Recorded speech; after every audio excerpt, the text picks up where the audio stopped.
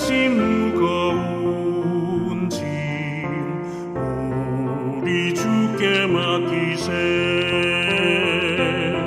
주께 고함 없는 고로 복을 받지 못하네. 사람들이 어찌하여 아뢰 주를 모를까.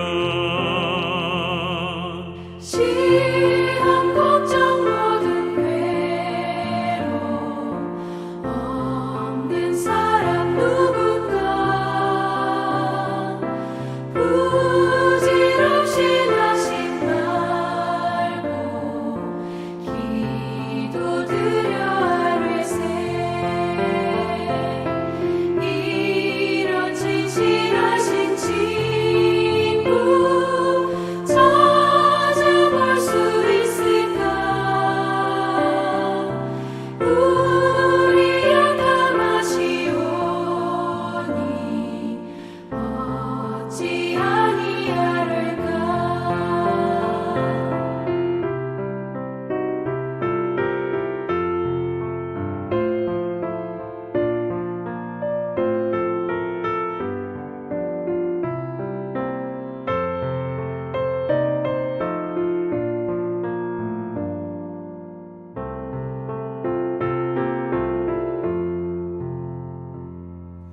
근심 걱정 무거운 짐 많이 진 자 누군가. 비단 저는 우리 예수 주께 기도드리세. 세상 친구 멸시하고 너를 조롱하여도 예수 품에 안기어서 참된 위로받겠네. 아멘.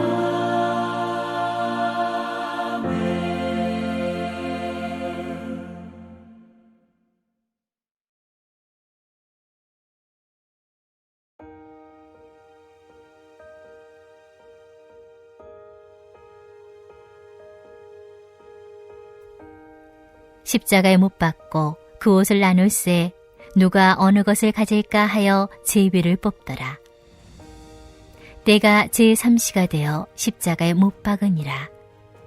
그 위에 있는 죄패에 유대인의 왕이라 썼고 강도 둘을 예수와 함께 십자가에 못 박으니 하나는 그의 우편에 하나는 좌편에 있더라.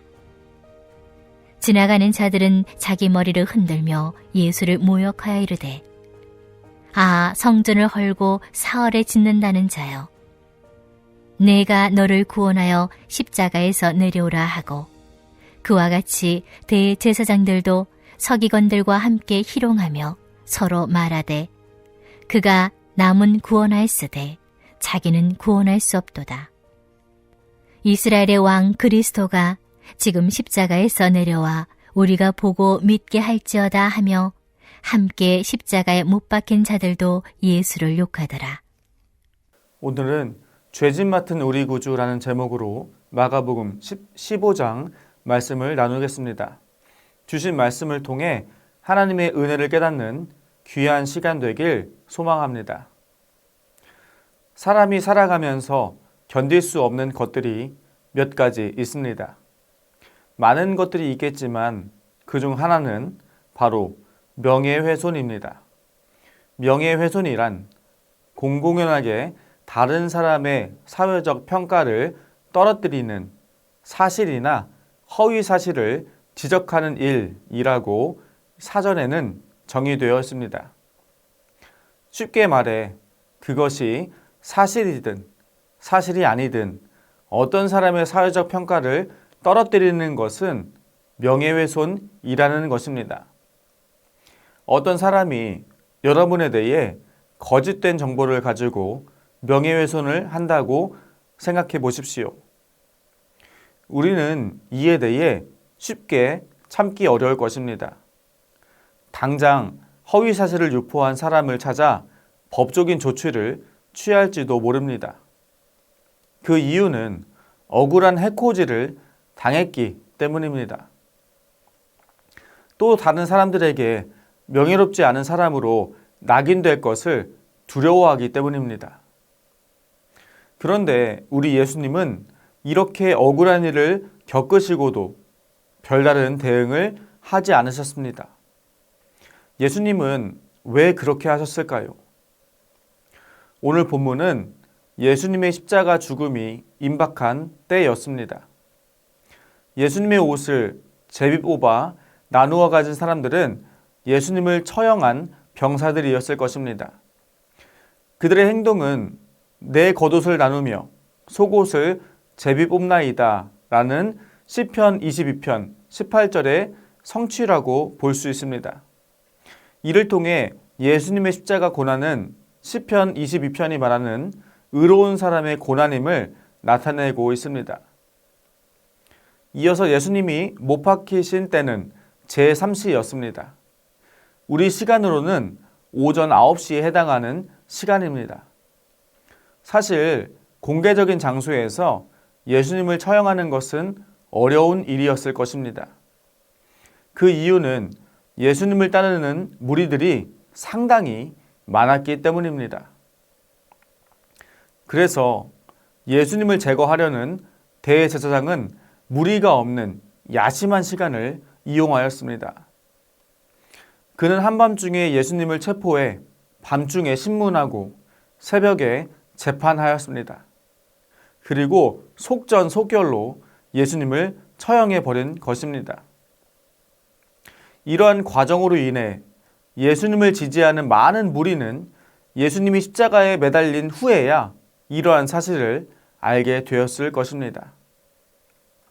이는 대제사장이 치밀하게 계산한 결과였습니다.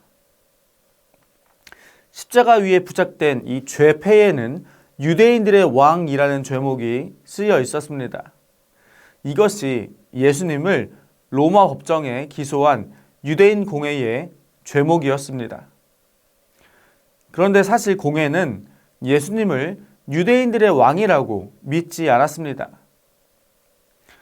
유대인 지도자들은 자신들이 믿지도 않은 사실을 죄목이라 주장하였고 단지 예수님을 죽이고자 허위 죄목을 만들어 기소한 이 자기 모순을 범했던 것입니다.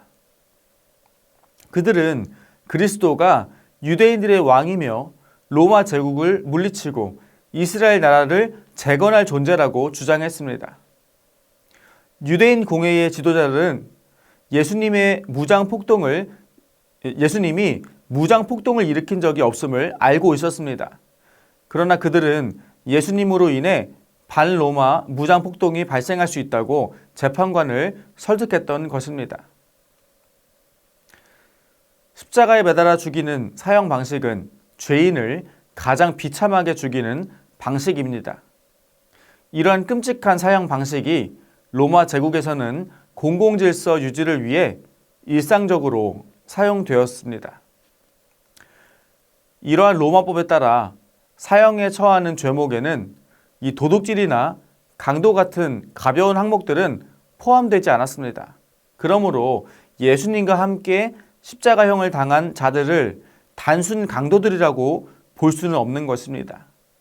예수님과 함께 처형당한 이 죄수들은 다른 사람의 재물을 빼앗은 강도가 아니라 이 무력을 사용해 로마 제국에 저항한 독립운동가였을 것입니다. 예수님께서는 그러한 독립운동가들처럼 여겨지시며 그들과 함께 십자가에 처형당하셨던 것입니다. 지나가는 사람들이 머리를 흔들며 예수님을 조롱하였습니다. 또한 유대인들의 공회는 예수님이 하나님을 모독했다라고 정죄하였습니다. 이어서 일반 유대인들은 지금 십자가에서 내려와 우리가 보게 믿게 할지어다 라고 말했습니다.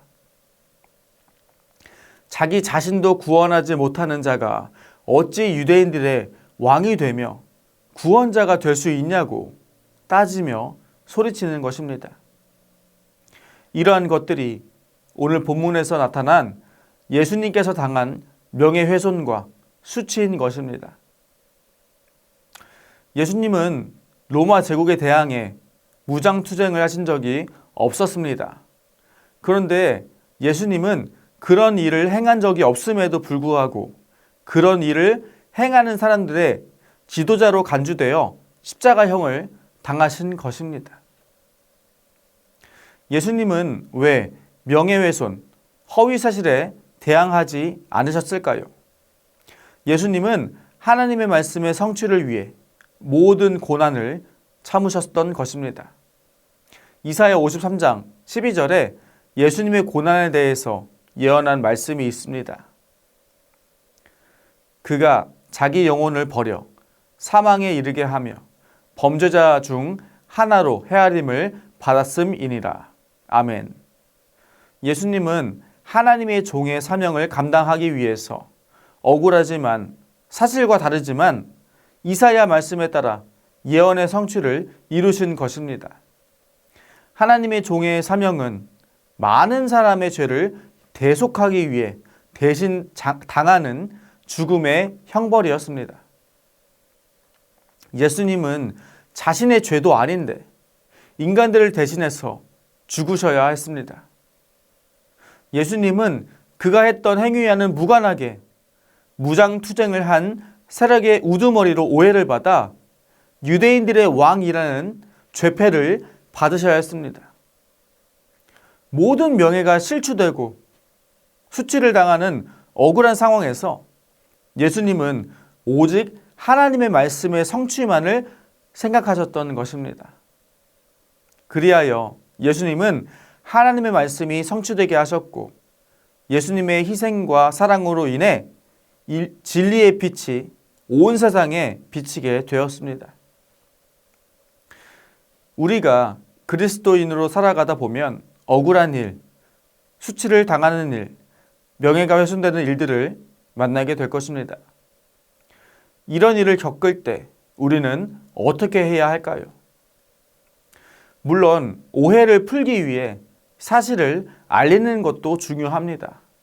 그러나 그보다 더 중요한 것은 우리 예수님이 하셨던 것처럼 하나님의 말씀이 나로 인해 이루어지게 하는 것입니다. 오늘 우리가 하나님의 말씀이 성취되도록 예수님처럼 인내하고 순종하는 삶을 살아가기를 주님의 이름으로 축원드립니다.